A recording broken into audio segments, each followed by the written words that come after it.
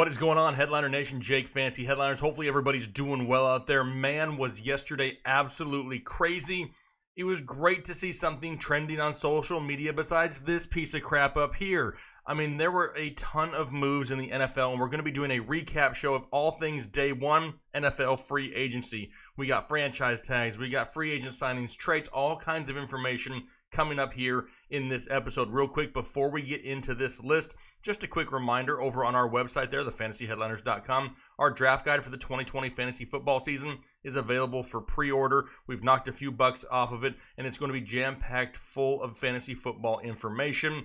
It gives us something to look forward to, right? We're all about staying positive, keeping positive vibes. The glass is always half full here for Headliner Nation. So if that's what you're looking for, head over to the website here after the video. But for now, let's do a huge recap of day one NFL free agency.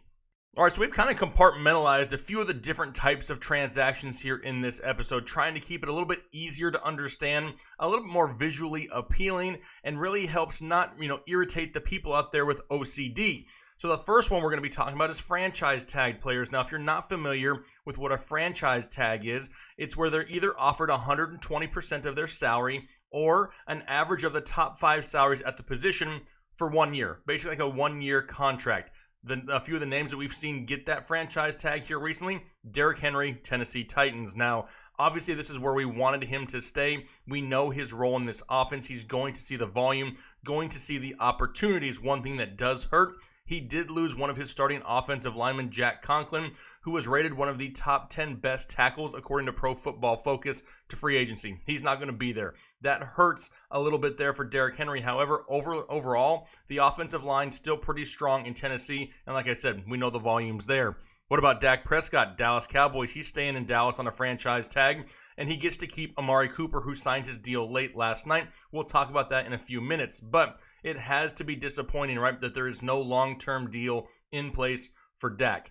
I expect this to be something we hear about all year long and then readdress once again next year. Dak Prescott is definitely probably going to be the quarterback of the future for the Dallas Cowboys. They just got to be a little bit creative in how they make it work as far as money goes. What about AJ Green? And this one caught a lot of people off guard, and I understand why, because he hasn't produced since like Nam. It's been forever. But Cincinnati wasn't about to give him a long-term deal, right? He can't stay healthy enough. Doesn't need to prove his talent. He needs to prove his health. But this gives Joe Burrow, if that's the direction they decide to go, an opportunity to give him an elite weapon here in his first year to see if they can make it work, keep him there on the franchise tag, and see what happens moving forward in 2021. What about transition tagged? Is that something you've ever heard of? A lot of people may not have. Well, Kenyon Drake, he was transition tagged by the Arizona Cardinals. Now, basically, what this means, it's a tool used by NFL teams to retain unrestricted free agents. It guarantees the original club, in this case, the Arizona Cardinals, the right to first refusal to match any other offer the player may get with another team. I love this for the Arizona Cardinals. This was borderline brilliant in my opinion. Why?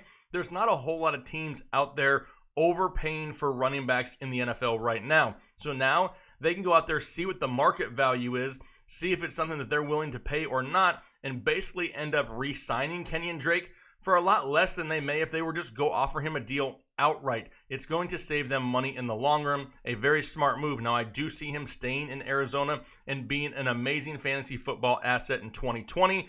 After they've traded David Johnson away to the Houston Texans, I don't know if they make that move if they're not confident that they're bringing back Kenyon Drake. Love this move for the Arizona Cardinals. So Kenyon Drake, he's been transition tagged.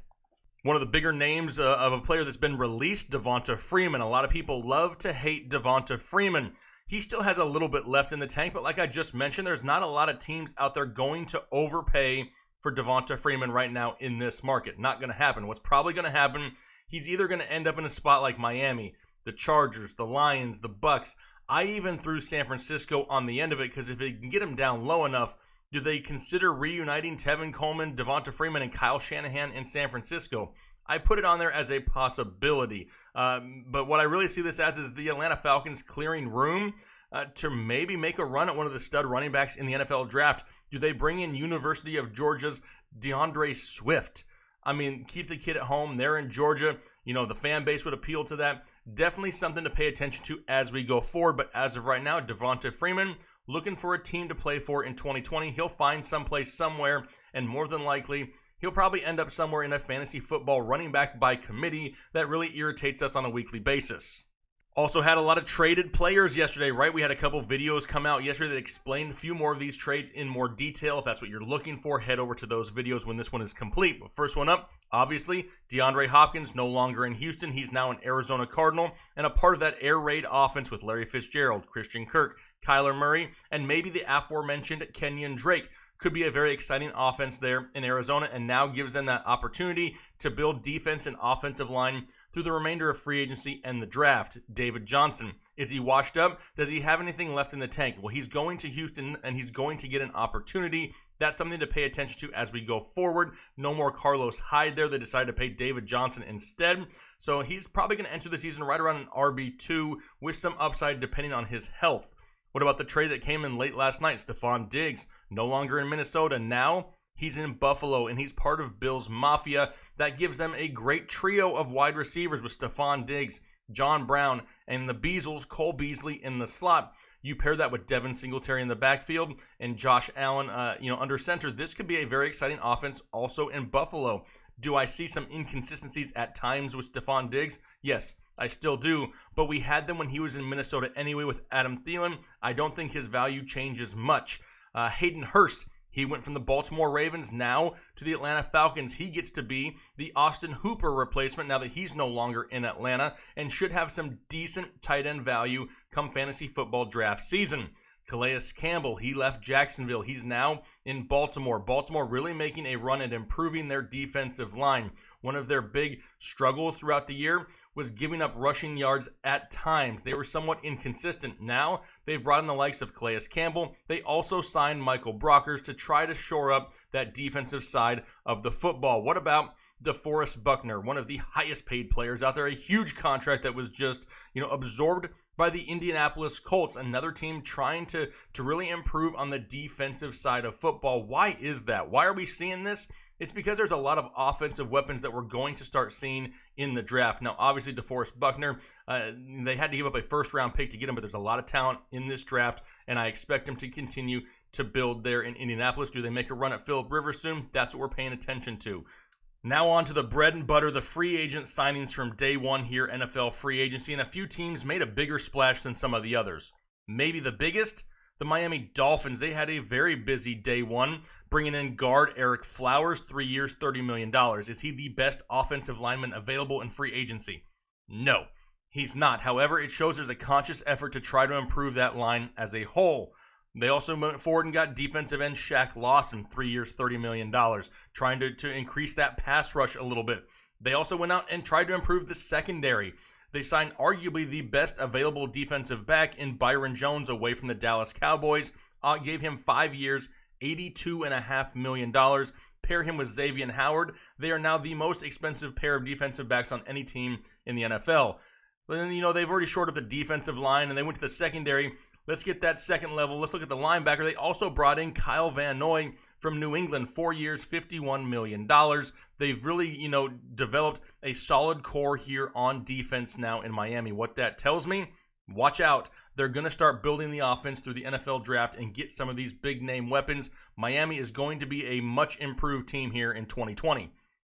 Cleveland also made some pretty big moves also, in my opinion, and Cleveland is the team that everybody loves to hate. But they brought in tight end Austin Hooper away from Atlanta, 4 years, $42 million, and a lot of people have questions.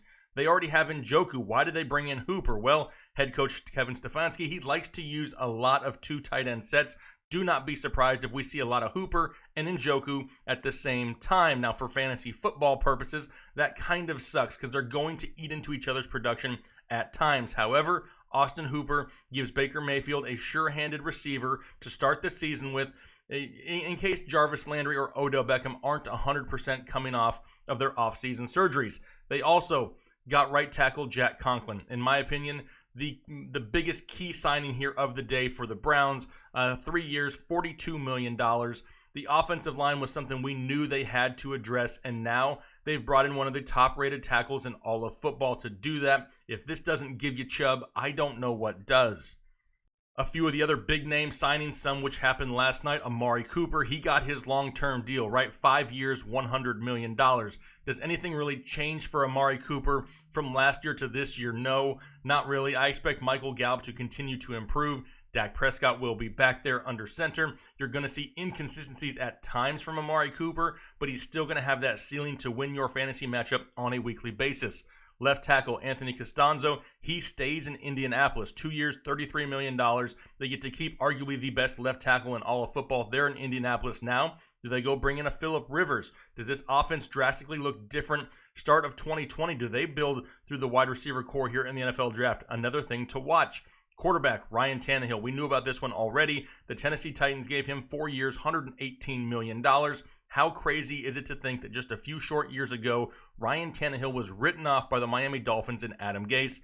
He's now resurrected his career in Tennessee, and I love the potential upside as a quarterback that you'll be able to get later in drafts that still has that safe floor on a weekly basis. Damian Williams, running back, Kansas City Chiefs, he stays there, 1 year extension, $2.3 million. In my opinion, why we're watching this one is we really need to pay attention if the Chiefs, spend an earlier pick on a running back. If they do, Damian Williams' value is going to go down. If they don't, Damian Williams is going to be in that mid to low end RB2 talk once again this year. He's just not somebody who's going to get that workhorse load, so he's not going to see those RB1 numbers consistently. Tight end Jimmy Graham, don't know why I put him on here because he really sucks nowadays, but there's not a whole lot of great fantasy tight ends. He went 2 years, $16 million to the Chicago Bears. What is going on in Chicago? What is their identity? What are they planning? A lot of questions going into Chicago. Jimmy Graham, not somebody who I'll be actively going after as far as fantasy football goes. Anyway, the New York Giants, they really made a conscious effort on the defensive side of the football. Also, they brought in one of the top free agent cornerbacks in James Bradbury away from Carolina, 3 years, $45 million.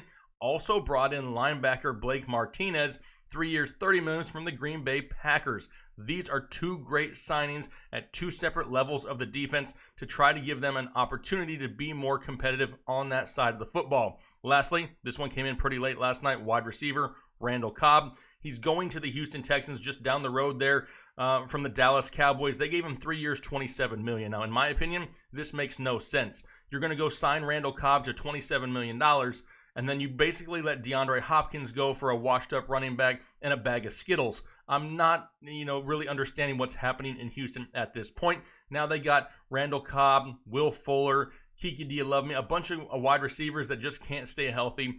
Really feel bad here for Deshaun Watson, but there's going to be a lot more signings that come here in the coming hours. This is just day one. We're kind of, recapping these quickly. Why? Because they're going to keep coming in rapidly. And we want to do our best to give you this information as fast as we possibly can. So we're looking forward to doing that. I greatly appreciate the support out there. Hit the like button for your brother because we ain't sleeping a whole lot these days. Trying to get out that information to you guys. If you enjoy the content, make sure you subscribe to the channel. We greatly appreciate the support and are really trying to build this positivity in this community. Throughout the year, it's going to be a lot of doom and gloom in the world, and this can be an escape for a lot of us. So get involved and leave a comment down below. We'll interact back and forth with you, building those relationships, and we're looking forward to doing it. I can't wait for day 2 of NFL free agency because, like I said, this is definitely something we can engulf ourselves with all the crap that's going on in the world. So hopefully you guys have a great rest of your day. Whatever it is you may be doing, wash your hands, stay safe, and we'll talk to you later.